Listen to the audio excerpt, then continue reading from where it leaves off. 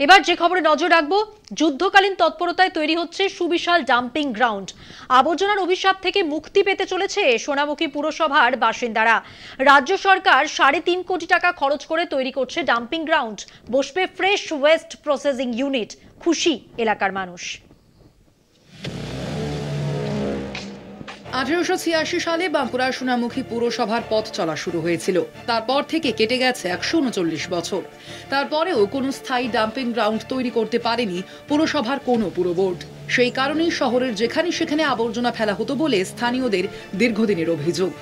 সেই কারণেই দীর্ঘদিন ধরে স্থানীয়রা ডাম্পিং গ্রাউন্ডের দাবি জানাচ্ছিলেন।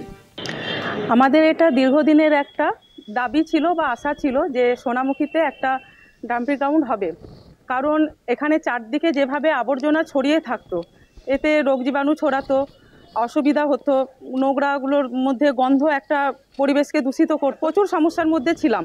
এটার একটা অবশ্যই দরকার ছিল, যে কারণে এটা হচ্ছে বলে এখন অনেকটাই আমরা ভীষণভাবে খুশি এবং উপকৃতও হচ্ছি।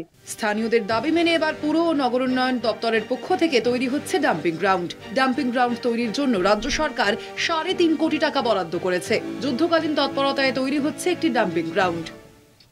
যে আবর্জনা সেগুলো ফেলার মতো পর্যাপ্ত জায়গা সোনামুখী পৌরসভা পাচ্ছিল না। ফলত বাড়ি বাড়ি যে বর্জ্য কালেকশন হয়, আবর্জনা কালেকশন হয়, সেইগুলো যত্রতত্র আমরা ফেলতে বাধ্য হচ্ছিলাম, একমাত্র নির্দিষ্ট কোনো জায়গা না থাকার কারণে। কিন্তু সেই অভিশাপ থেকে এখন সোনামুখী পৌরসভা আপাতত মুক্ত। এই কারণে যে বারবার দরবার করার পরও ধন্যবাদ জানাই রাজ্য সরকারকে। রাজ্য ভূমি উন্নয়ন দপ্তর, ভূমি সংস্কার দপ্তর আমাদের 6 একর 44 শতক জায়গা ডাম্পিং গ্রাউন্ডের জন্য দিয়েছেন।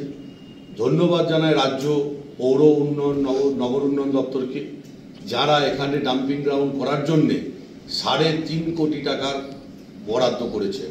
সোনামুখী পুরসভার ৯ নম্বর ওয়ার্ডে ৬ একর ৪৪ শতক জায়গায় যুদ্ধকালীন তৎপরতায় তৈরি হচ্ছে একটি সুবিশাল ডাম্পিং গ্রাউন্ড।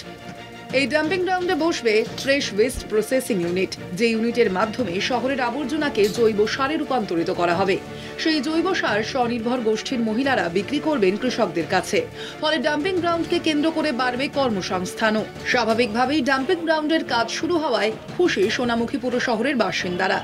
সোনামুখী থেকে সৈয়দ মাফিজুল হুদার রিপোর্ট, কলকাতা টিভি।